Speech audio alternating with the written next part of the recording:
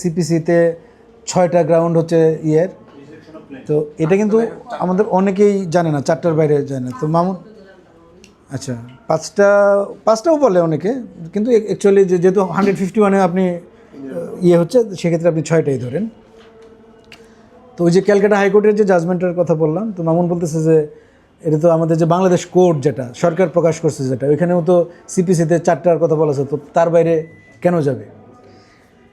এখন প্রেসিডেন্ট নিজেও একটা সোর্স অফ ল, আমরা তো জুরিসপ্রুডেন্সে পড়ছি, লেজিসলেশন তারপরে প্রেসিডেন্ট। এখন কথাটা হচ্ছে, যখন একটা প্রেসিডেন্ট হয়ে যায়, এটার কিন্তু সাথে সাথেই লিগাল ফোর্সও তৈরি হয়ে যায়। অ্যান্ড লেজিসলেশন আকারে এটা আসবে কি আসবে না, সেটা অন্য একটা টেকনিক্যাল ইস্যু, এটা কোনো লেজিসলেশনের বইয়ে এটা নাই থাকতে পারে। বাট যখনই সোর্সটা আমার ভ্যালিড হয়ে গেল, তখন কিন্তু আমি এটা ইমপ্লিমেন্ট করতে পারি। ধরো তুমি কোর্টের ডিগ্রি এক্সিকিউট করবা, সহজ কথা।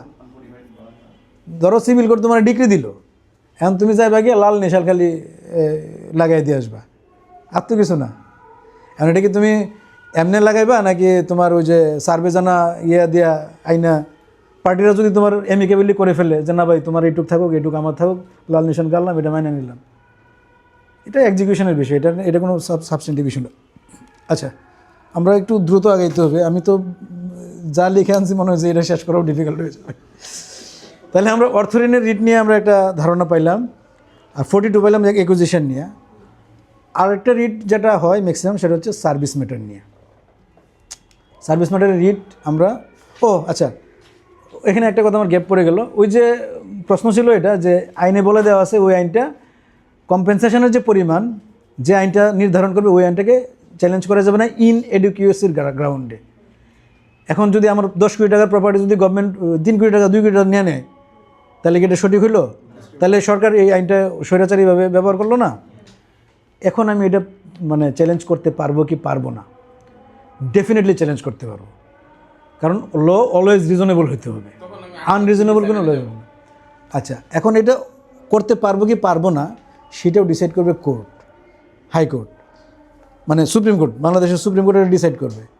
এটা যে পারবে, কোনো আইনে বা সংবিধানে যদি বলে দেওয়া থাকে যে আর কোনো ফোরামে এটা যাওয়া যাবে না, আর কোনো কোর্টে চ্যালেঞ্জ করা যাবে না, এটা যে আপনি তারপরেও কোর্টে যেতে পারবেন, এটা বোঝার লাগে পড়তে হবে আপনার বেরুবারি কেস, কাজী মুখলেসুর রহমান কেস। এখানে যে প্রিন্সিপালটা সেটেলড হয়েছে, এবং এই মামলায় যে ভিউ, তখন আমাদের তখন নতুন একটা, শোনো, মানুষ অনেক কিছুই বলে যে 71-এর পরে অমুকটা করা হয় না, তমুকটা করা হয় না। 71-এর পরে বাংলাদেশের বাস্তবতা তুমি দেখো, ওই সময়কার সমাজের প্রত্যেকটা স্ট্রাকচার তুমি দেখো, কোর্টও তো সমাজেরই একটা অংশ। ওই পরিস্থিতিতে যে ওই বেরোবারি কেস দিতে গিয়া তোমার 4 ব্ল্যাকবার্ন কেসেস নাম তো আপনারা সবাই শুনছেন। 4 ব্ল্যাকবার্ন কেস কিন্তু তখন মানে ফর্মালি আমাদের দেশে আসে নাই, বাট ওই চিন্তা পাবলিক ইন্টারেস্ট লিটিগেশন, 4 ব্ল্যাকবার্ন কেসের মাধ্যমে ইংল্যান্ডে পাবলিক ইন্টারেস্ট লিটিগেশন অফিসিয়ালি স্বীকৃতি পাইছে। কিন্তু সেটা আসার আগেও, এবং ইন্ডিয়াতে কিন্তু তখন ওই জাজমেন্ট হয় নাই, এগুলো পরে হয়েছে, আমাদের জাজমেন্ট আগে আসে। এই জন্য আপনারা বেরোবারি কেসটা পড়বেন, যে সিম্পল হলেও ওইটার যে তোমার thinking philosophy, that was very high. আমরা তো তোমার ল্যাঙ্গুয়েজের চাইতেও বা আমরা কন্টেন্টের চাইতেও গুরুত্ব দিব তাদের ফিলোসফিটা, তাদের থিঙ্কিংটা, ঠিক আছে? যে কাজীমুখ চ্যালেঞ্জ করা হয়েছে, কাজীমুখ এটা কিন্তু হাইকোর্ট সামারি রিজেক্ট করছিল, সামারি রিজেক্ট করে তোমার ইয়ে দিছে, ওই নোট দিছে যে এটা অ্যাপিলেট ডিভিশন ইয়ে করতে পারে। এটা কিন্তু সরাসরি আপিল হয়েছে, এটা কিন্তু লিভ লাগে নাই, যেহেতু সার্টিফিকেট দিছে হাইকোর্ট যদি সরাসরি সার্টিফিকেট দেয় তাহলে কিন্তু লিভ পিটিশন লাগে না, সরাসরি সিএ হবে আপিল। এটা জানেন তো? রিটের উৎপত্তি তো আপনারা জানেন, রাজার থেকে আসছে। রাজার সময়ও কিন্তু আইন ছিল, আইনের কোর্ট আর ইকুইটির কোর্ট কিন্তু আলাদা ছিল। রিটের উৎপত্তি হচ্ছে কিন্তু ইকুইটির কোর্ট থেকে। ইকুইটি মানে এখানে স্পেসিফিক কোনো আইন নেই, ঠিক আছে? আপনার আইনটাই নেই, সেটাকে কিন্তু আজকে কোডিফাইড করে আনা হয়েছে। রিটে আপনি যদি আমাদের দেশের প্রেক্ষিতে আপনি যদি ফান্ডামেন্টাল রাইটসকে কানেক্ট করতে পারেন, যে কারো বিরুদ্ধে যে কোনো সময় যে কোনো রিট মেনটেনেবল, এটা হলো এক কথায়। বাট আপনাকে ওইভাবে জিনিসটাকে এস্টাবলিশ করতে হবে, তখনই এটা মেনটেনেবল, আদারওয়াইজ নট। এক্স্যাক্টলি। আচ্ছা, আমরা অর্থঋণের রিটের কথা কইলাম। তারপরে ভাই আমি কিন্তু আঞ্চলিক ভাষায় কথা বলতে স্বাচ্ছন্দ্য বোধ করি, তোমরা কিছু মনে করো না, ঠিক আছে? ঠিক আছে। দ্বিতীয় কথা হলো, আমরা ওই অ্যাকুইজিশনের রিটের কথা বললাম। আর সার্ভিস ম্যাটারের রিট কিন্তু আমাদের স্কোপ অনেক কমে গেছে। তারপরেও কিছু বিষয় আছে, যেমন সার্ভিস ম্যাটারের জন্য 3টা জাজমেন্ট আমাদের খুব পড়া দরকার। একটা হচ্ছে 44 DLR অ্যাপিলেট ডিভিশন পেজ 111, এটা আমার মুখস্থ আছে, এটা দেখতে হয় না। মুজিবুর রহমান ভার্সাস বাংলাদেশ, হ্যাঁ 111 111 মুজিবুর রহমান ভার্সাস বাংলাদেশ, এটা জাসিস মুস্তফা কামাল স্যারের লেখা জাজমেন্ট। আরেকটা পড়তে হবে সন্তোষ কুমার, এটা তো সবাই জানে নাম, ঠিক আছে। আচ্ছা, আর আরেকটা হচ্ছে হ্যাঁ হ্যাঁ সিনেমাবু জাজমেন্ট, এটা দিয়ে হলো মানে স্কোপ কমাইছে। আর রিসেন্ট আরেকটা জাজমেন্ট, ওটা কি পর্সোনাল নাম পাইছেন, এই যে 27 BCS এর জাজমেন্টটা, 27তম BCS এর জাজমেন্ট, যেটা রিভিউতে যেটা বের হলো, এটা আমি পাইনি এখনও, এটা তোমরা একটু পাইলে দেখে নিও। এটা এই তিনটা জাজমেন্ট পড়লে মোটামুটি তোমরা সার্ভিস ম্যাটারের একটা কাঠামো পেয়ে যাবা। এখন যেহেতু সার্ভিস ম্যাটারের স্কোপ আমার কমে গেছে, সন্তোষ কুমার জাজমেন্টে বলে দিছে যেটা, সেটা হচ্ছে মানে 44 DLRটা হচ্ছে একটা ওয়াইড জাজমেন্ট, এখানে রিটের স্কোপটা বাড়ানো হয়েছে। আচ্ছা, যদিও আলাদা একটা ফোরাম আছে আমাদের সার্ভিস ম্যাটারের জন্য, অ্যাডমিনিস্ট্রেটিভ ট্রাইব্যুনাল, কিন্তু ফান্ডামেন্টাল রাইটস ভায়োলেশন হইলে আমরা এখানে আসতে পারবো। এই আমাদের সন্তোষ কুমার কেস এটা বলে দিছে, এটাও বলে দিছে যে ফান্ডামেন্টাল রাইটসের একটা শুধুমাত্র গ্রাউন্ড নিলেই হবে না, এটা ফ্যাকচুয়ালি কানেক্ট করতে হবে। তাহলে ফ্যাকচুয়ালি আমরা কীভাবে কানেক্ট করব? এখানে আমরা দেখব হচ্ছে আর্টিকেল 27, আর্টিকেল 28, আর্টিকেল 29। তাহলে আর্টিকেল 27, 8গুলো আমরা একটু দেখে নিই। এগুলো আমরা আগে পড়ছি, বাট আমাদের ফ্যাক্টসের সাথে আমরা এগুলো যদি রিলেট করতে পারি তাহলে ডেফিনেটলি সার্ভিস ম্যাটারে যে কোনো রিট মেনটেনেবল হবে। ইকুয়ালিটি বিফোর ল, সার্ভিস ম্যাটারের রিট আবার দুই রকম হয় মেনলি। একটা হচ্ছে আপনি সার্ভিসে ঢোকার আগে, আর একটা হলো সার্ভিসে ঢোকার পরে। সার্ভিসে ঢোকার আগে কিন্তু সন্তোষ কুমার আপনার জন্য খুব একটা সমস্যা না, কারণ আপনি তখন চাকরি চান, পরীক্ষা দিতে গেছেন, পরীক্ষা আপনাকে অ্যালাউ করতেছে না, বা পরীক্ষার রেজাল্ট হয়েছে আপনাকে নিচ্ছে না, আপনার সাথে লেস কোয়ালিফাইড লোকেরা নিয়ে গেছে, এগুলো কিন্তু আপনি রিটে চ্যালেঞ্জ করতে পারবেন। সন্তোষ কুমার আপনার জন্য কোনো সমস্যা না। সেক্ষেত্রে আপনি স্পেসিফিক গ্রাউন্ড মেক করবেন হচ্ছে এই যে আর্টিকেল 27, অল সিটিজেন্স আর ইকুয়াল বিফোর ল অ্যান্ড আর entitled to equal protection of law. তাহলে আপনার সাথে গাদাটারে যদি নেয়, আপনি কইবেন যে না, হেরে নিছে, আমরা নিল না। 28 বলছে ডিসক্রিমিনেশন, এখানে বলছে যে religion, sex, caste, place of birth, এই সমস্ত কারণে আপনি ইয়ে করতে পারবেন না। এই যে কোটা সিস্টেমের বিষয় আছে না, কোটা সিস্টেমের বিষয়গুলো কিন্তু আপনারা এখানে চ্যালেঞ্জ করতে পারেন, যে যেমন জেলা কোটা, অমুক কোটা, তমুক কোটা, অনেক সময় ইউনিয়ন কোটা, ওয়ার্ড কোটা দেয়, এ ধরনের মামলা আসছে। এখানে কিন্তু আপনি এই যে 28-এর গ্রাউন্ড নিতে পারেন, যে আমাদের সংবিধান বলছে যে প্লেস অফ বার্থের কারণে ডিসক্রিমিনেশন করা যাবে না, ঠিক আছে। কোর্ট পরে দেখুক, কারণ এটা করে কি, এটা একটা রুলস দিয়ে, এটা অ্যাডমিনিস্ট্রেটিভ রুলস দিয়ে বলে দেয় যে অমুক ওয়ার্ড থেকে অমুকটা নিতে হবে, তমুক ওয়ার্ড থেকে। তো রুলস বড় হবে নাকি আমার আর্টিকেল 28 বড় হবে? তাহলে সার্ভিস ম্যাটারে আমরা কী করব, যদি এ ধরনের কোনো ডিসক্রিমিনেটরি ইস্যু থাকে, এই যে কোটা বা এই যে অমুক, এটা যে এখানে বলে দিছে যে no citizen shall on the grounds of only religion, race, caste, sex or place of birth be subjected to any disability, liability, restriction or condition with regard to access to any place of public entertainment or resort or administration to any educational institution. এখন এই যে article 28, এটা আমি একটু elaborate করি। এখানে কিন্তু ওই আমাদের বিভিন্ন জুডিশিয়াল প্রনাউন্সমেন্টের মধ্যে আসছে যে রিজনেবল ক্লাসিফিকেশন করা যায়, positive discrimination, exactly positive discrimination. তো এইটার ক্ষেত্রে আপনাদের একটু ফ্যাক্টসের সাথে মেলাইতে হবে যে এখানে কোনো রিজনেবল ক্লাসিফিকেশন হয়েছে কি না। যদি না হয়ে থাকে তাহলে এটা আপনার পক্ষে আসবে, যদি না হয়ে থাকে তাহলে আপনার বিপক্ষে যাবে। এই জিনিসগুলো নিয়ে কাজ করার সুযোগ আছে। তারপর হচ্ছে আর্টিকেল 29 বলা হয়েছে আপনার ওই যে equality of opportunity in public employment, সরকারি চাকরির ক্ষেত্রে আপনি যে ডিসক্রিমিনেশন ছাড়া, যে এখানেও এটা বলে দিছে no citizen shall on the ground of only religion, race, caste, sex or place of birth be ineligible or discriminated against in respect of any employment or the office in the service of the republic. এরপরে আবার এখানে বলতেছে nothing in this article shall prevent the state from making special provision in favour of any backward section of citizens for the purpose of securing their adequate representation in the service of the republic. তা আপনার কাছে যে মামলা আসবে, ওই যে তাকে যে বিশেষ সুবিধাটা দেওয়া হচ্ছে, সে কি কোনো ব্যাকওয়ার্ড সেকশনের জন্য ছিল কি না, এই জিনিসটার উপর আপনার আর্গুমেন্ট করার সুযোগ থাকবে। এখন আরেকটা জিনিস, রিড যে লিখবো, আমার তো ল্যাঙ্গুয়েজের স্কিল দরকার আছে। লিগাল ল্যাঙ্গুয়েজ আমরা যেহেতু ইংরেজিতেই ড্রাফট করি, বাংলা ড্রাফট করতে কোনো আইনে বাধা নাই, কিন্তু যাই ভালো ইংরেজি জানে সে ভালো বাংলাও জানে। এই কথাটা আপনারা মানেন? যে ভালো ইংরেজি জানে সে কিন্তু ভালো বাংলা জানে, যে ভালো বাংলা জানে ইংরেজি শেখা তার জন্য সহজ। তো আপনি ইংরেজি বাংলা যেভাবেই লেখেন, মেনলি আমরা ইংরেজির কথাই বলি, ইদানিং যে ট্রেডিশনটা লক্ষ্য করা গেছে, একদম মানে যা তা ইচ্ছা ইংলিশ ল্যাঙ্গুয়েজের, যেখান থেকে পাশ করুক, সে পাবলিক প্রাইভেট বা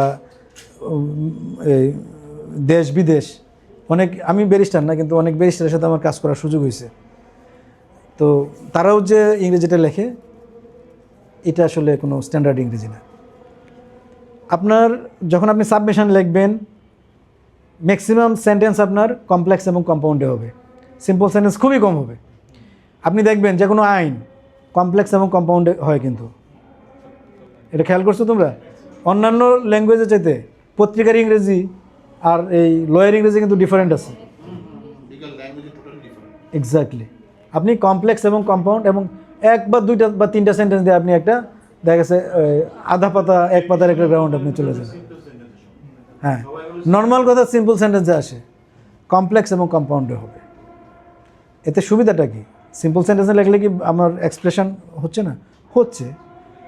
ল কিন্তু ভেরি ট্রেডিশনাল একটা প্রফেশন। ল একই সাথে খুব স্মার্ট এবং খুব ট্রেডিশনাল একটা প্রফেশন। এই দুইটার একটা ব্ল্যান্ড, একটা মিক্সচার। আপনারা ওই ল্যাঙ্গুয়েজের দিকে খেয়াল দেবেন, কমপ্লেক্স এবং কম্পাউন্ড সেন্টেন্স বেশি হবে। সেমিকোলন দিয়ে এন্ড কানেক্ট করবেন। কনজাংটিভ যে ওয়ার্ডগুলো আছে, কনজাংটিভ ওয়ার্ডগুলো ব্যবহার করবেন। এখন এই স্কিলটা তো একদিনে হবে না, আপনারা আমাদের এই আগের দিনের জাজমেন্টগুলো পড়বেন, 50 DLR পর্যন্ত পড়বেন, ঠিক আছে? 50 DLR পর্যন্ত জাজমেন্ট পড়বেন। আরও কয়েকটা জাজমেন্ট আমি বলবো, তাহলে দেখবেন যে কী ধরনের এই লয়ারদের আর্গুমেন্ট কী লেভেলের ছিল, কীভাবে তারা সেন্টেন্স মেকিং করতো, কোর্ট জাজমেন্ট ডেলিভারি করার সময় কীভাবে দিত। এবং ইন্ডিয়ান জাজমেন্ট তো আপনারা দেখতে পারেন, আমরা সবাই এখন মানবপত্রে অ্যাক্সেস আছে, এই জন্য দেখবেন। তাহলে আমরা কীভাবে গ্রাউন্ড ফর্মুলেট করবো এটা আমরা বললাম, লটা কীভাবে এই ফান্ডামেন্টাল রাইটসের সাথে কানেক্ট করবো সেটা আমরা দেখলাম, আর ল্যাঙ্গুয়েজটা কীভাবে সেভাবে দেখলাম। আর 102-এর 2-এ যে 4টা জিনিস আছে, এগুলো শর্ট করে আমি একটু বলি। যেমন সবচেয়ে বেশি এক্সারসাইজ করা হয় সার্টিওরারি। আপনারা সবাই সার্টিওরারির মানে জানেন, মানে হচ্ছে সার্টিফাই। কোনো government authority, public authority, local authority একটা কাজ করছে, এই কাজটা সঠিক নাকি বেঠিক এটা সার্টিফাই করে দেবে হাইকোর্ট ডিভিশন। তো এখানে কিন্তু একটা ইস্যু আছে। নর্মালি ধরে নেওয়া হবে গভর্নমেন্ট যা করছে সব সঠিক করছে, কারণ গভর্নমেন্ট সবসময় জনস্বার্থে এবং গুড ফেইথে কাজ করে। কারণ গভর্নমেন্ট তো আপনার প্রতিনিধি হিসেবে কাজ করতেছে, সে তো সঠিক কাজই করতেছে। এখন আমরা তো একটা কল্যাণ রাষ্ট্রে বসবাস করি, সোশ্যাল ওয়েলফেয়ার স্টেট। আমাদের গভর্নমেন্ট এই কাজগুলো করার জন্য তাকে অনেক ক্ষমতা আমরা আইন দিয়ে দিছি, বাট তার লাগাম টানার জন্য আমরা কিছু জিনিস রেখে দিছি। আমরা সবাই অ্যাডমিনিস্ট্রেটিভ ল পড়ছি। আমার মতে অ্যাডমিনিস্ট্রেটিভ ল দাঁড়ায় আছে 2টা থিওরির উপরে, অনলি 2টা থিওরির, বাকিগুলো হচ্ছে আর শাখা প্রশাখা। 2টা থিওরি, একটা হচ্ছে আপনারা পড়ছেন নেমো ডিবেট এজ এ জুডেক্স ইন প্রক্রিয়া কজা, নান ক্যান বি জাজ অফ হিজ ওন কোজ। আর এটা হচ্ছে ওডি অল্টারাম পার্টিম। আপনার কাউকে না শুনে তাকে none can be condemned without hearing. আচ্ছা, এই জিনিসগুলোকে যদি আমরা বিস্তৃত করি, তাইলে আমরা fair hearing, personal hearing, procedural fairness, unreasonableness, এই সবগুলো জিনিস আমরা এখানে পেয়ে যাই, ঠিক আছে? অ্যাডমিনিস্ট্রেটিভ লটা দাঁড়ায় আছে এই 2টা পিলারের উপরে, আমি যতদূর বুঝছি। বাকিগুলো হচ্ছে এটার এক্সটেনশন। এই 2টা কথা সবসময় মাথায় মনে রাখবেন, নেমো ডিবেট এজ এ জুডেক্স ইন প্রক্রিয়া কজা, নান ক্যান বি জাজ অফ হিজ ওন কেস, আর হচ্ছে ওডি অল্টারাম পার্টিম। আপনি যত সার্টিওরারি করবেন এগুলোর ভিতরে দেখবেন পড়ে যাবে। এখানে আনফেয়ারনেস আসবে, রিজনেবলনেস আসবে, আপনার লেজিটিমেট এক্সপেকটেশন আসবে, সব কিছু আসবে। এগুলো আপনারা ওই মাহমুদুল ইসলাম স্যারের বইটা দয়া করে সবাই পড়বেন। চমৎকার, স্যারের বইটা এত ভালো, মানে আমি এটা অনেক মোটা বই কিন্তু আমি দেখছি, ইন্ডিয়ান বইও দেখছি, তারা অনেক ইলাবোরেট করছে। বাট আমাদের প্র্যাকটিসের জন্য আমরা যে লেভেলে আছি, এর চাইতে আর আপনার কোনো বই পড়াই লাগবে না মাহমুদুল হাসান স্যারের বইটা পড়লে, সার্সিওরারির। আর একটা বই আপনারা দেখতে পারেন ওই ইয়ের বইটা, ওই আমাদের বর্তমান চিফ জাস্টিস ওনার বাবা মারা যাওয়ার পরে, আচ্ছা আমার কাছে মনে হয় একটা কপি আছে সার্সিওরারির, এই বইটা পড়বেন। আরেকটা বই আছে আমার কাছে আছে, আমি দিব না। আর আছে আনরিটেন কনস্টিটিউশন, ওই যে জাস্টিস মতিন স্যারের, এই যে আমাদের মঞ্জুর আল মতিনের বাবা। হ্যাঁ, মানে কনস্টিটিউশন আসলে আমরা তো ব্রিটিশ লিগেসি বহন করতেছি, আমাদের এখানে যে থিওরিগুলোও আসছে এগুলোও কিন্তু ব্রিটিশ কনস্টিটিউশন যদি আনরিটেন, জুডিশিয়াল প্রনাউন্সমেন্টের মাধ্যমে তো অনেকগুলো ল এবং থিঙ্কিং ডেভেলপ করছে। এই 3টা বই আপনারা পড়বেন। আর একটা বই অবশ্যই পড়বেন, সেটা হচ্ছে জাস্টিস মুস্তাফা কামাল স্যারের একটা লেকচার, ঢাকা বিশ্ববিদ্যালয়ে যে কি অশ্বিনী কুমার না কি একটা ল লেকচার হইতো আগে, Bangladesh constitution Trends and issues, এইটুকু একটা বই এইরকম সাইজের। এই বইটা আপনারা অবশ্যই পড়বেন। জাস্টিস মুস্তাফা কামাল স্যারের এই ছোটো একটা বই, এটা আপনারা অরিজিনালটা পাবেন না, নীলক্ষেতে এখন ফটোকপি পাওয়া যায়। এই বইটা আপনারা পড়েন, একদম দেখবেন এটা ল্যাঙ্গুয়েজও খুবই lucid. Constitution of Bangladesh Trends and issues, ছোটো একটা বই।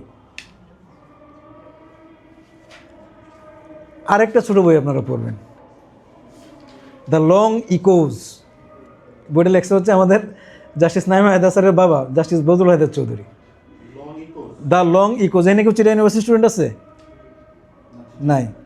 এটা আমাদেরকে, এটা কিন্তু পড়ায়, এই ফার্স্ট ইয়ারে আমাদেরকে পড়াইছিল, এখনকার সিলেবাস আছে কিনা জানি না। Justice Badrul Haider Chowdhury, the long echoes. এই যে পার্সোনাল লিবার্টি নিয়ে যে কথাগুলো বললাম, একটা কেসের উপর বেস করে এই বইটা লেখা হয়েছে। সেই কেসটা হচ্ছে লিবারসাইজ ভার্সাস অ্যান্ডারসন। দ্বিতীয় বিশ্বযুদ্ধের সময় এটা রেগুলেশন 18B নামে একটা আইন করা হয়েছিল। সেই আইনের বলে স্বরাষ্ট্র মন্ত্রণালয়কে ক্ষমতা দেওয়া হয়েছিল যে কাউকে অ্যারেস্ট করতে পারবে।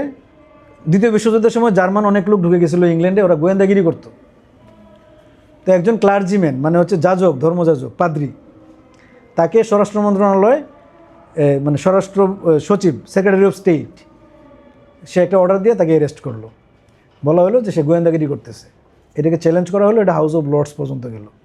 হাউস অফ লর্ডসের মধ্যে 4 জন বিচারপতির মধ্যে 4 জন হচ্ছে মেজরিটি জাজমেন্ট দিয়ে বলছে যে এই ধরনের আটকাদেশকে চ্যালেঞ্জ করা যাবে না, তার সিভিল লিবার্টি যতই ক্ষুণ্ণ হয়ে থাকুক। কারণ একটা ইমার্জেন্সি স্টেটে আমরা এখন আছি, দ্বিতীয় বিশ্বযুদ্ধ চলতেছে। আচ্ছা, এটা হচ্ছে mere subjective satisfaction of the state. একজন মাইনর অপিনিয়ন দিল, লর্ড এটকিন মাইনরিটি অপিনিয়ন দিল, বলছে না, আমরা যতই জরুরি পরিস্থিতিতে থাকি কিছু রাইট আছে দ্যাটস আর ইনঅ্যালাইনেবল, মানে এটাকে কোনোভাবেই খণ্ডন করা যাবে না, হস্তান্তর করা যাবে না, ভায়োলেট করা যাবে না, ইনঅ্যালাইনেবল। ঠিক আছে, রাইট টু লাইফের পরে হচ্ছে রাইট টু পার্সোনাল লিবার্টি। এটাকে আইন দিয়েই, এবং সেটা অবজেক্টিভ স্যাটিসফ্যাকশন দিয়ে, মানে তার গ্রাউন্ড থাকতে হবে যে স্বরাষ্ট্র সচিবের মনে হইতে হবে, স্বরাষ্ট্র সচিব মানে স্বরাষ্ট্র সচিব না, একটা দারোগাও তো তাকে প্রতিনিধিত্ব করে, তাকে স্যাটিসফ্যাক্টরি গ্রাউন্ড থাকতে হবে যে এই কারণে আমার মনে হয়েছে সে গোয়েন্দাগিরি করতেছে। এবং যে ডেটিনিউ তাকে এটা চ্যালেঞ্জ করার ক্ষমতা দিতে হবে কোর্টে। কোর্টের এখতিয়ার থাকবে এটা এক্সামিন করা, whether there was any objective satisfaction behind arrest of the person। এই গ্রাউন্ডগুলো আপনার অর্থনীতি মামলায় কানেক্ট করতে পারবেন যদি ওই জাজমেন্টগুলো পড়েন। এবং এই জাজমেন্টটা আপনার ইলাবোরেট হইতে, যদিও তখন এটা মাইনরিটি জাজমেন্ট ছিল, পরবর্তীতে পৃথিবীর বিভিন্ন দেশে এই মাইনরিটি জাজমেন্টটাকে অ্যাকসেপ্ট করা হয়েছে এবং এখন কিন্তু তাই করা হচ্ছে। এটা এরপরে ধরেন আপনার ICCPR ICSCR যখন হয়েছে, এগুলোর এই ফিলোসফিগুলো কিন্তু ডেভেলপ করে এখানে আসছে বিভিন্ন দেশের সংবিধানেও কিন্তু। এবং পৃথিবীর দ্বিতীয় বিশ্বযুদ্ধের পরে তো পৃথিবীর বহু দেশ স্বাধীন হয়েছে, এটা তো আপনারা জানেন। দেশ স্বাধীন হওয়া মানে একটা নতুন সংবিধান, এই জাজমেন্টের ইয়েগুলো কিন্তু আসছে। এবং আমাদের এখানেও পাকিস্তান আমলে প্রচুর প্রিভেন্টিভ ডিটেনশন হইতো, ইদানিং কম হয়। এই রিসেন্ট কিছু হয়েছে, এরশাদ আমলে হয়েছে। আমাদের এখানে আপনারা মামলা পড়বেন Maulvi Tamizuddin versus government of Pakistan. আপনারা মৌলভী তমিজউদ্দিনের নাম শুনছেন? পাকিস্তান পার্লামেন্টের স্পিকার ছিল। যুক্তফ্রন্টের ইলেকশনের পরে ওখানে একটা সরকার গঠিত হয়। মৌলভী তমিজউদ্দিন ছিল স্পিকার। ওই যে গণপরিষদ, একটা সংবিধান হওয়ার জন্য একটা গণপরিষদ হয়েছিল, ঠিক আছে, আপনারা সুযোগ পেলে এই মামলা, তমিজউদ্দিন মামলা হচ্ছে পাকিস্তানের ইতিহাসে প্রথম সাংবিধানিক মামলা। তারপর নির্মল সেনের মামলা আছে, আমাদের এই যে অনেক মামলা আছে, এগুলো আপনারা সুযোগ পেলে পড়বেন। এই দ্য লং ইকোজ বইটা কিনবেন, ছোট্ট একটা বই। এই ধরেন লং ইকোজ মানে লম্বা প্রতিধ্বনি, ইকো মানে হচ্ছে প্রতিধ্বনি, জাস্টিস বদরুল আজাদ চৌধুরী, নাইমাদের বাবা, বাংলাদেশের সাবেক প্রধান বিচারপতি। নীলক্ষেতে পাইবেন, শামস বুকে পাইবেন, ছোট্ট একটা বই, খুবই ভালো। আপনারা কইবেন যে লং ইকোজ বইটা, এই বইটা অবশ্যই পড়বেন। এই লং ইকোজ পড়বেন, আর হচ্ছে যেটা ওই মোস্তফা কামাল স্যারের বই যেটা করলাম, ট্রেন্ডস অ্যান্ড ইস্যুস, হ্যাঁ খুব রিমার্কেবল। যারা তোমরা ব্যারিস্টার, তোমরা হয়তো ওনাদের নাম শুনতে পারতে পারো।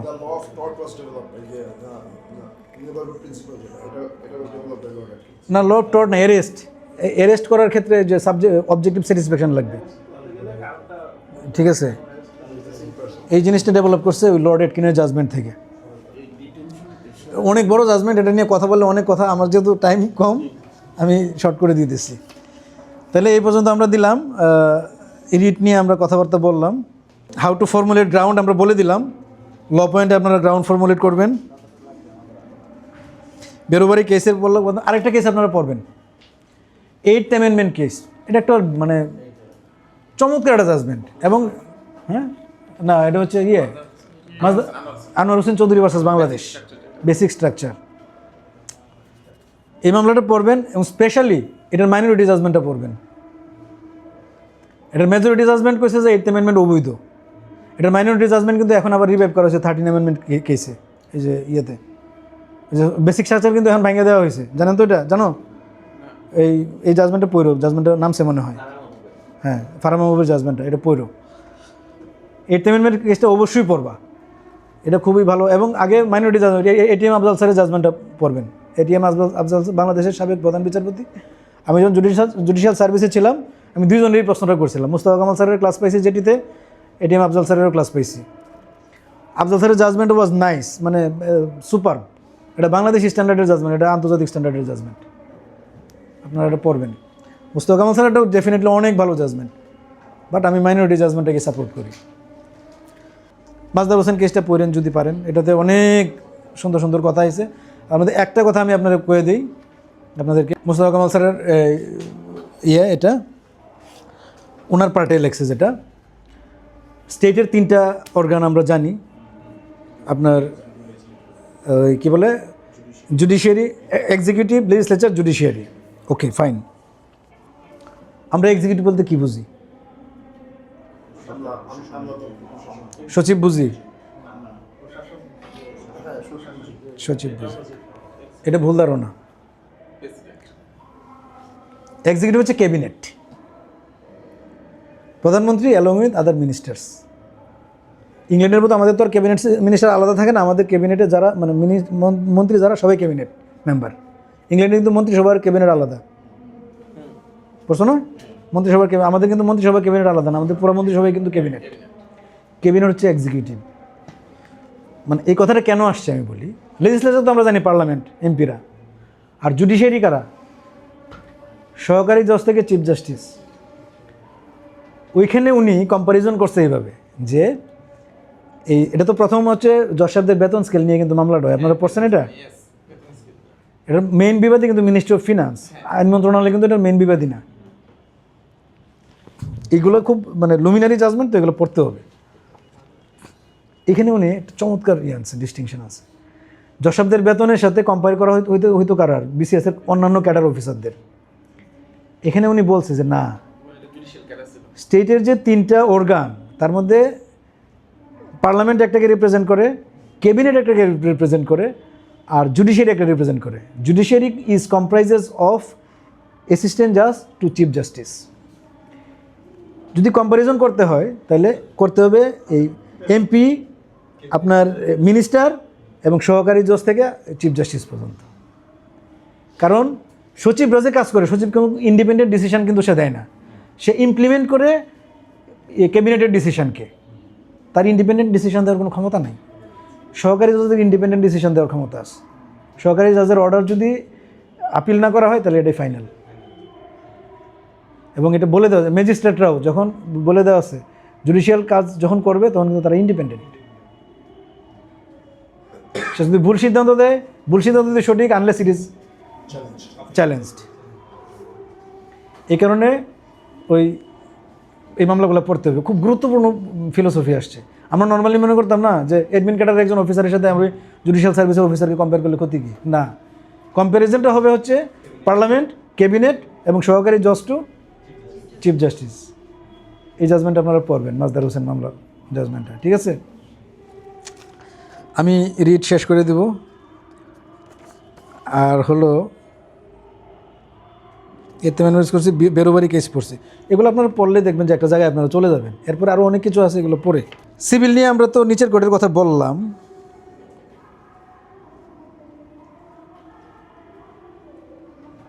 আচ্ছা, এই বইটা আমি একটু বলে নিই। এটা হচ্ছে জিয়া মোদি, আমাদের এই পলাশের মতো খুব ব্রিলিয়ান্ট লয়ার বা মানে কর্পোরেট সাইডে, ঠিক আছে। উনি এই বইটা লিখছে। আপনারা ইন্ডিয়ান জাজমেন্ট পড়ার একটা অসুবিধা কি জানেন? জাজমেন্টের আকার খুব বড়, আপনারা ধৈর্য রাখাটা খুব, আমি নিজেও ধৈর্য রাখতে পারি না।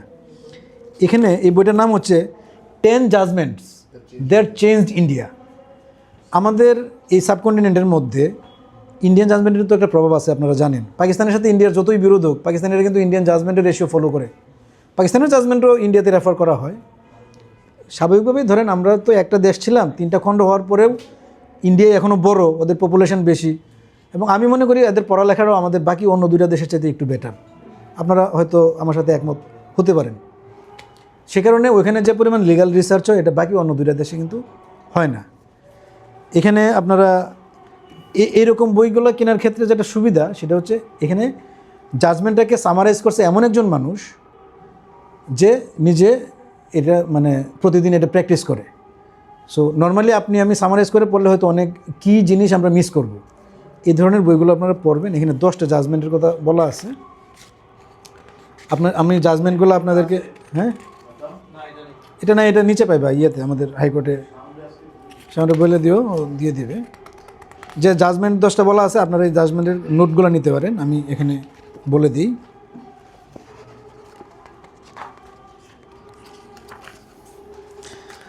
একটা 2টা করে বই প্রতি মাসে কিনবেন। একটা হচ্ছে Kesavananda Bharati versus state of Kerala,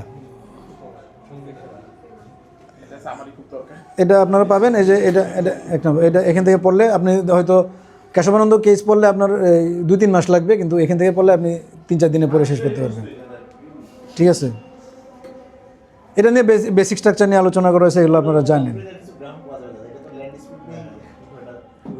তারপরে হচ্ছে আপনারা পড়বেন Maneka Gandhi versus union of India, 1978 সালের কেস। এখানে পার্সোনাল লিবার্টি নিয়ে আপনারা অনেক জিনিস পাবেন। মানেকা গান্ধী ভার্সাস, মানেকা গান্ধীকে তো চিনেন আপনারা নাকি, সঞ্জয় গান্ধীর ওয়াইফ। আচ্ছা, তারপরে পড়বেন হচ্ছে, এটা খুবই বিখ্যাত একটা কেস, খুবই খুবই খুবই বিখ্যাত। আমাদেরকে এই কেসটা জোর করে পড়াইছিল তোমার এই তোমরা পাইছো রিদওয়ান স্যার। ফার্স্ট ইয়ার এটা আমাদের উপর আজাব ছিল, বাট এখন বুঝতে পারবো 2টা কেস উনি আমাদেরকে জোর করে পড়াইছিল। এটা হচ্ছে হাফজুর রহমান ভার্সাস শামসুন নাহার কেস, আর এটা হচ্ছে শাহবানু কেস, ঠিক আছে। এই 2টা পড়াইতে একদম জান শেষ করে ফেলেছে ভাই। শাহবানু কেসটা আপনারা ডেফিনেটলি পড়বেন। এটা কেসের নাম রয়েছে মোহাম্মদ আহমেদ খান ভার্সাস শাহবানু বেগম, 1985। তারপরে পড়বেন হচ্ছে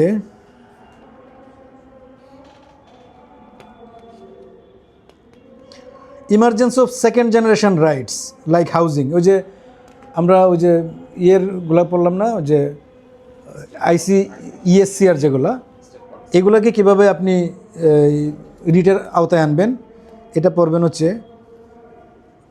স্পেলিংটা হচ্ছে এরকম, OLGA অলগা টেলিস versus Bombay municipal companies, 1985। এগুলো সব AIR পাবেন আপনারা, 1985-এর AIR ঢুকলেই সব পেয়ে যাবেন। অলগা টেলিস ভার্সাস বম্বে মিউনিসিপ্যাল কর্পোরেশন, মানে সিভিল পলিটিক্যাল রাইটসগুলো তো আমরা ওই থার্ড পার্টে নিয়ে গেলাম। সেকেন্ড পার্টে যে পলিসিতে আসলো যেগুলো, এই রাইটসগুলো কীভাবে আপনি কোর্টে ইমপ্লিমেন্ট করতে পারবেন, এই জাজমেন্টটা পড়লে আপনারা পাবেন। তারপরে পড়বেন, আরও দিব নাকি বেশি হয়ে যাচ্ছে?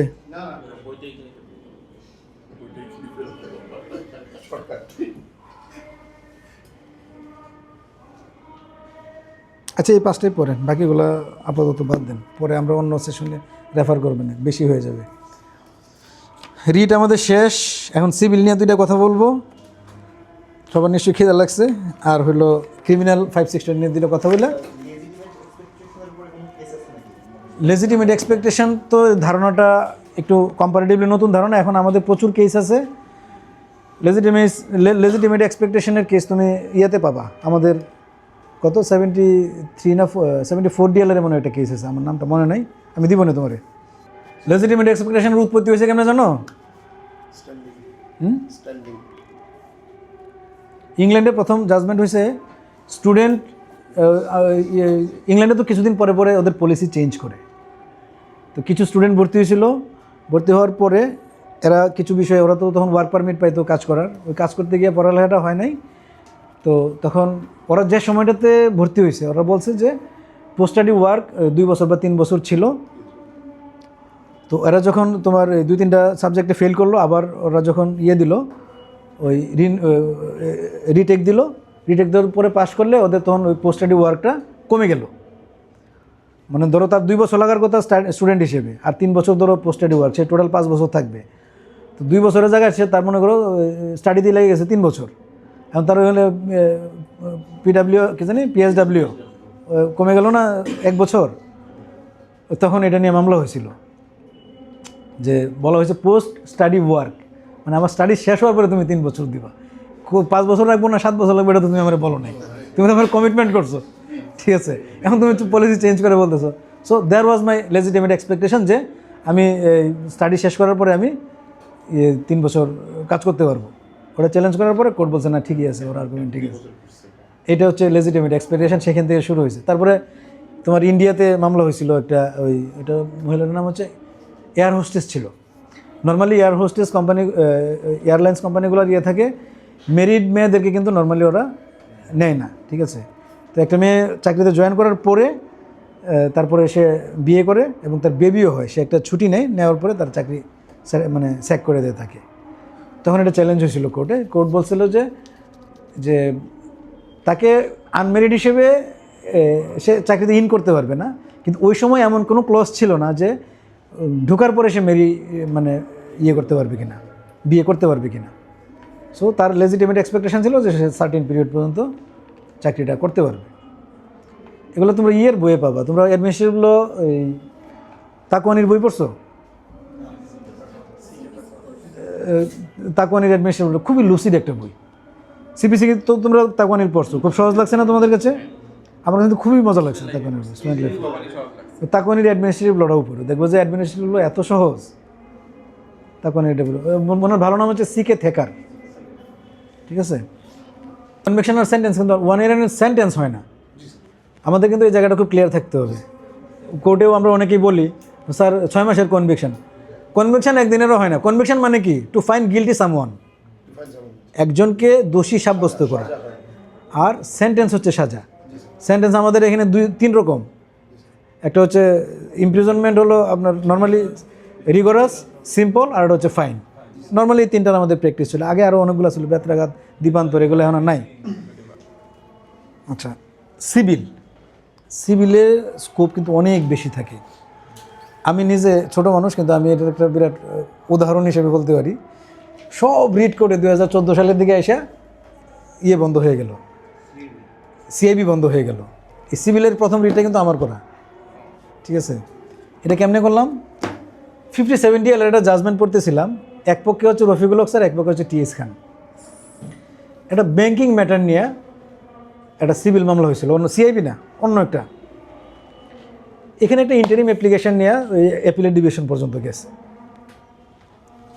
এই জাজমেন্টটা পরে আমার মনে হইলো সিআইবি তো একটা ব্যাংকিং ম্যাটার। আর সেকশন 9-এ বলে দেওয়া আছে যে তোমার যদি right to office, right two property নিয়ে যে কোনো মামলায় চলবে। রেস্ট্রিকশন হচ্ছে 2টা, একটা হচ্ছে যদি বার্ড বাই ল, আর হচ্ছে নেসেসারি ইমপ্লিকেশন দিয়ে যদি এটাকে নিষেধ না করা হয়। আচ্ছা, এখন আইনে বাংলাদেশ ব্যাংক অর্ডারের 41-এ বলে দেওয়া আছে যে এটা বার করা আছে। কোনটা বার? যদি গুড ফেইথে যদি নাম যায়, কারণ এটা হয় that it is good faith or bad faith. এটা তো এটা কে এক্সামিন করবে, ওই চিন্তা আমার মাথায় ক্লিক করলো।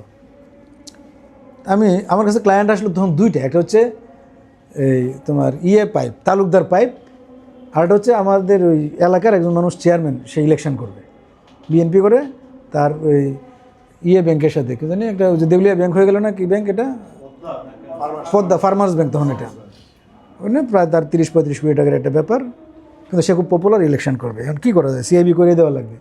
কেউ ইভেন গেলেও সিআইবি দেয় না, আমাদের যে কিউসি স্যার গেলেও দেয় না। আমি স্যাররে বললাম, sir why not civil suit, কেন সিভিল স্যুট কেন? স্যার চ্যালেঞ্জ করতেই পারি, যে গুড ফেথ নাকি ব্যাড ফেথ। আমি তো একটা রিপ্রেজেন্টেশন দিয়ে বলবো যে ভাই, কারণ সিআইবির স্ট্যাটাসটা তো বাংলাদেশ ব্যাংক 2 দিন পরে সার্কুলার দিয়া চেঞ্জ করে, যে আমি এখন যদি এটা দিই, এটা তো কোনো আসমানি কিতাবের বাণী না, বাংলাদেশের সংবিধানও না যে এটা চেঞ্জ করা যাবে না। 2 দিন পরে বাংলাদেশ ব্যাংক সিআইবি নিয়ে এক ধরনের সার্কুলার দেয়। তা আমি একটা রিপ্রেজেন্টেশন দিতেই পারি, দিয়ে বলতে পারি যে ভাই তুমি আমার করে দাও এখান থেকে, আমি তো রিশিডিউলমেন্টও চাইতে পারি। তো এইটাতে তো আমি একটা কজ অফ অ্যাকশন দেখাই, আমি মামলা করতে পারি। তো নাসরিন ছিল ওই সময়, বলে তাহলে তো অনেক টাকা কোর্ট ফি আসবে, ক্লায়েন্ট কি শুরুতে এত টাকা দিবে, হায়েস্ট কোর্ট ফি দেওয়া লাগবে।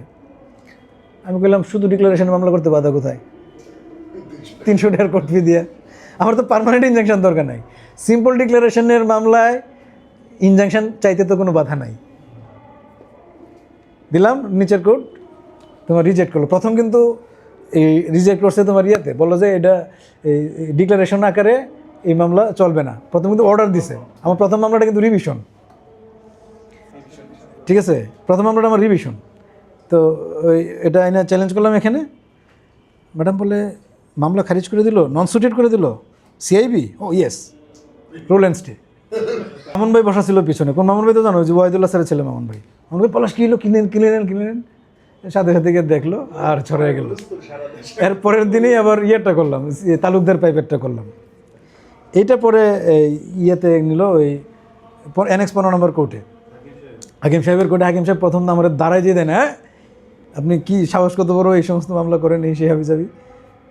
তা আমি বললাম যে স্যার মেলর্ড, এটা একটু আমাকে সময় দেন, আমি এটা হিয়ারিং করব, রুল হিয়ারিং করব। উনি রুল হিয়ারিংয়ের জন্য সময় দিল, আমি 3-4টা ইন্ডিয়ান জাজমেন্ট নিলাম। আমার কিন্তু রুল অ্যাবসলিউট হয়েছিল, ঠিক আছে। এরপরে আবার ওই যখন ডিক্রি ড্রন আপ করা শুরু করলো, তারপরে আবার আমরা আপিল করা শুরু করলাম। যাক, এগুলো অন্যান্য ইস্যু। সিভিলের ক্ষেত্রে এই কারণে আমরা বলতেছি, সিভিলের যে সেকশন 9 সিভিল কোডকে এত বেশি পাওয়ার দিছে। এখন কোনো কারণে আপনারা যদি দেখেন যে আইনে বলে দেওয়া আছে যে এখানে কোনো কিছু মামলা করা যাবে না, কোথাও যাওয়া যাবে না, রিটে তো আপনারা যেতেই পারবেন, আপনারা কিন্তু সিভিল কোডও যেতে পারবেন। সেকশন 9-এ আপনারা দেখবেন নিচে ডিএলআরটা খুলে দেখবেন অনেক জাজমেন্ট আছে যে কোর্টের পাওয়ার আছে কি নাই এটা এক্সামিন করার ক্ষমতাও কিন্তু সিভিল কোর্টের আছে। এই বিষয়ে মামলা করা যাবে কি যাবে না, এবং এটা কিন্তু এটার জন্য কিন্তু কোর্ট একটা ইস্যু ফ্রেম করবে ল পয়েন্টে, whether this suit is maintainable or not. Summarily কিন্তু রিজেক্ট হবে না। সুতরাং আপনারা সিভিল মামলার ক্ষেত্রে এই জিনিসগুলো দেখবেন। আমি এখানে মেইনলি যেটা বলতে চাই সেটা হচ্ছে, জজ কোর্ট বাদ হাইকোর্টে আমরা সিভিলে 2টা জিনিস দেখি, আপিল, রিভিশন। রিভিউ এখানে খুব একটা আসে না, রিভিউ নিয়ে আমাদের কোনো দুঃখ নাই। আপনারা যখন আপিল রেডি করবেন, একটা জিনিস মাথায় রাখবেন, appellate court always court of law as well as court of facts. আপনারা কিন্তু ফ্যাকচুয়াল গ্রাউন্ডে, এখানে ফ্যাকচুয়াল বিষয়ে কিন্তু গ্রাউন্ড নিতে পারবেন। কোর্ট যদি কোনো মিস রিডিং করে, নন রিডিং করে, সেগুলো কিন্তু আপনারা আপিলে স্পেসিফিক গ্রাউন্ড নেবেন, ঠিক আছে, এইটা মনে রাখবেন। গদবাদা না, আপনি জাজমেন্ট পড়বেন নিচের কোর্টের, আপিলে আসলে তো নিচে আপনার একটাই জাজমেন্ট থাকবে। ওইখানে যদি আপনি চাইলে নতুন কোনো এভিডেন্স দিতে চান, সেটাও কিন্তু আনার জন্য আপনি এখানে আর্গু করতে পারবেন। Exactly, appeal is the continuation of suit. যে কারণে আপিলের সাথে আর রিভিশন যখন করবেন তখন এইগুলো নিতে পারবেন না। হ্যাঁ, এখানে নিতে পারবেন ফ্যাকচুয়াল গ্রাউন্ডে, এমন কোনো ফ্যাক্টস যেটা আপনার রেকর্ডে ছিল বাট নিচের কোর্ট এগুলোকে কনসিডার করে নাই, যে কারণে অকেশনিং ফেইলিউর অফ জাস্টিস হয়েছে। মানে decision of the lower court would have been changed if he would consider that fact. এটা হচ্ছে আপনার গ্রাউন্ড। তার ডিসিশনটা চেঞ্জ হয়ে যেত যদি সে ওটাকে কনসিডার করতো। এই গ্রাউন্ডে শুধুমাত্র আপনি ফ্যাক্টসের ক্ষেত্রে আপনি রিভিশনে গ্রাউন্ড নিতে পারবেন। আদারওয়াইজ কিন্তু যদি ফ্যাক্টসের গ্রাউন্ডে আপনি রিভিশনে 100টাও গ্রাউন্ড নিয়ে রাখেন, রুল হিয়ারিংয়ের সময় কোর্ট কিন্তু এগুলোকে কনসিডার করবে না। তো বেসিক্যালি এই দুইটা কথাই বলতে চাই। আপিলে আপনি ফ্যাক্টস লো দুই পক্ষেরই গ্রাউন্ড, দুইটার বিষয়ে গ্রাউন্ড নেবেন, আর রিভিশনে শুধু লয়ের গ্রাউন্ড নেবেন। ফ্যাক্টসের গ্রাউন্ড শুধু এটাই নেবেন যে জাস্টিস মিসক্যারেজ হয়েছে, মানে মিসক্যারেজ মানে কি, অকালে প্রসব হয়ে গেছে জাস্টিস, এটা টিকে নাই। তো কেন হয়েছে, সে এই ফ্যাক্টসটাকে সে কনসিডার করে নেই। রিভিশনে তাই বলা আছে, আপনার রিভিশন শুধু তখনই করতে পারেন মিসক্যারেজ অফ জাস্টিসের গ্রাউন্ডে, কিন্তু আপনি অকেশনিং ফেলিওর অফ জাস্টিস। ঠিক আছে, তাহলে আর বেশি কথা বাড়াইলাম না। আর এটা হলো 561। 561 এখানে মোটামুটি আমাদের যা কাজ আছে, আমাদের এই ব্ল্যাক অ্যান্ড হোয়াইটের যে 561 যে বুলেটিনটা, এটা মোটামুটি এক্সহস্টিভ। 2-3টা কথা শুধু বলবো 561-তে। ওই যে আব্দুল কাদেরের যে কেস, যেটা কত 27 না 28 DLR, আপনারা সবাই এই জাজমেন্টটা অন্তত একবার হলেও পড়বেন। আর একটা কেস পড়বেন, ইপসা কেস, গাজীপুরের শালনা, এখন যেটা ওই বঙ্গবন্ধু কৃষি বিশ্ববিদ্যালয় হয়েছিল, পরে এখন আবার এটা গাজীপুর কৃষি বিশ্ববিদ্যালয়। ইপসা কেস, এটা হচ্ছে এফআইআরকে আপনার চ্যালেঞ্জ করা হয়েছিল। তো হ্যাঁ, তো কী কী এক্সেপশনে আপনি এফআইআর বা পিটিশন অফ কমপ্লেন্টকেও আপনি চ্যালেঞ্জ করতে পারবেন, এটা ইপসা কেসে আপনি পেয়ে যাবেন। এবং ইপসার পরে আরও বেশ কয়েকটা কেস হয়েছে, তবে ইপসা হচ্ছে সবচেয়ে ভালো উদাহরণ। অর্থাৎ আপনি যে কোনো স্টেজেই কিন্তু আপনি 561 আসতে পারেন, যে চার্জের আগে আসা যাবে না, চার্জের পরে আসা যাবে না, জাজমেন্টের সাক্ষী হয়ে গেলে আসা যাবে না। সাক্ষী হয়ে গেলে আসা যাবে না যে জাজমেন্ট, এটা একটা ফালতু জাজমেন্ট, এটা কোনো জাজমেন্টই হতে পারে না। এটা আমাদের কি বলবো, আমাদের ওয়াব স্যার দিছিল প্রথম, MLR রিপোর্টেড হয়েছিল, কিন্তু কি বুঝে দিয়েছে আমি জানি না। এটা একদম বেসিক যে 561 প্রিন্সিপাল, মিসক্যারেজ অফ মানে abuse of process of the court. Abuse of process হলে আপনি যে কোনো স্টেজে আসতে পারেন, যেখানে আপনি আফটার জাজমেন্ট আসতে পারবেন। ধরেন আপনি আপিল করেন নাই, আপিলের ফোরাম ছিল স্পেশাল লয়ের কারণে, আপনি আফটার জাজমেন্ট আসতে পারতেছেন, তাহলে সাক্ষী শুরু হলে কেন আসতে পারবেন না? Why not? আমি বললাম না, আমাদের হাইকোর্টের কিন্তু আসলে একটা বিউটি আছে, একটা ইউনিকনেস আছে। ইনহেরেন্ট পাওয়ার কোর্টের, সিভিল কোর্টের ইনহেরেন্ট পাওয়ার আছে 151-তে, ক্রিমিনাল কোর্টের ইনহেরেন্ট পাওয়ার কই আছে? সিআরপিসিতে একমাত্র হাইকোর্ট ডিভিশনের ইনহেরেন্ট পাওয়ার আছে 561-তে। অ্যাপিলেট ডিভিশনেরও ইনহেরেন্ট পাওয়ার নাই, অ্যাপিলেট ডিভিশনের কমপ্লিট জাস্টিসের ক্ষমতা আছে। ক্রিমিনাল ম্যাটারে 561 এটা একটা বিশেষ একটা, this is a prerogative of high court division. বন্ধ তো বিভিন্ন কারণে বন্ধ, বুঝে বন্ধ, না বুঝে বন্ধ, আমাদের এবিলিটি নাই আমরা। বাট যে লিগাল জুরিসপ্রুডেন্স এখানে যেটা আছে 561-তে, very very very very rare, এটা অনেক দেশের অনেক কোর্টের নেই। ঠিক আছে, আমাদের 561-তে যে ক্ষমতাটা হাইকোর্ট ডিভিশনকে দেওয়া হয়েছে, এটা অন্য কোনো কোর্টেরই নেই, এটা একমাত্র তার। তুমি সেটারে সাক্ষী শুরু হয়েছে দেখে তুমি বন্ধ করে দিবা? হয় এটা কোনো দিন? যে কোনো দিন পারো, যে কোনো সময়। কারণ এই ক্ষমতাটা, এটা ভেরি রেয়ার একটা ক্ষমতা যেটা দেওয়া হয়েছে শুধুমাত্র হাইকোর্ট ডিভিশনকে। আরেকটা ছোট্ট কথা বলবো, কোম্পানি ম্যাটার নিয়ে কোনো কথা বলি নাই আমি। কেএম হাসান স্যারের একটা জাজমেন্ট আছে, এটা আইদার 55 অথবা 56 DLR, আমার মুখস্থ নেই, এই দুইটার থেকে একটাতে পাইবা। এখানে কোম্পানি ম্যাটারের জুরিসডিকশন নিয়ে খুব স্পেসিফাই করে বলে দেওয়া আছে, 55 অথবা 56। আমি দেখতে পারিনি, ভাবছিলাম যে দেখবো, কিন্তু সুযোগ পাইনি। হাইকোর্টে তুমি কী কী উইন্ডো দিয়ে ঢুকতে পারবা, কোম্পানি ম্যাটারে কী কী উইন্ডো দিয়ে তুমি ঢুকতে পারবা হাইকোর্টে, বাকিগুলো সিভিল কোর্টে যাবে।